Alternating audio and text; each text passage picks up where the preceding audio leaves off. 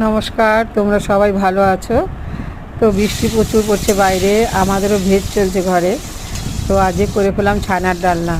প্রথমে আমি ছানার একটু মশলা করে নিয়েছিলাম, কাজু, তিল, পেঁয়াজ, আদা, রসুন সব কিছু একসাথে একটা পেস্ট করে নিয়েছিলাম। তো তেলের মধ্যে ছেড়ে দিলাম শুকনো লঙ্কা আর জিরে ফোড়ন দিলাম, দিয়ে আলুটাকে ভালো করে ভেজে নিলাম। ভাজার পরে তোমার ওই পেস্ট করা মশলা, যেটা তোমার আদা, পেঁয়াজ, রসুন আর কাজু, ভালো করে কষিয়ে দিলাম কিছুটা, বেশ খানিকটা জল দিয়ে আবার ভালো করে কষালাম। কষিয়ে যে একদম টানিয়ে তারপরে মিক্সি দেওয়া জলটা দিয়ে দিলাম, দিয়ে ভালো করে ফুটে উঠলে ছানাটা ছেড়ে দিলাম, দিয়ে ঘি গরম মশলা দিয়ে নামিয়ে নিলাম। তো এটা ছিল ছানার ডালনা। তো আমি বাড়িতে অনেক সময় ছানা কেটে, দুধ থেকে ছানা কেটে করি। তো যাই হোক, এইভাবে রান্না করে দেখো, রান্নাটা খুব ভালো লাগে।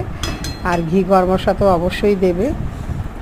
তো এই ঘি দিলাম, এরপরে ফুটে উঠলে গরম মশলা দিয়ে নামিয়ে নেব। আরও অনেক কিছু করেছিলাম চাল কুমড়ো পুর, কাঁকরোল পুর, সেটা তোমাদের পরে রেসিপিটা দেখাবো। তো কেমন লাগলো রান্নাটা অবশ্যই কমেন্টস করবে। আর আমার চ্যানেলটা একটু সাবস্ক্রাইব করে দিও। আর যারা আমাকে সাবস্ক্রাইব করেছো তাদেরকে অনেক ধন্যবাদ।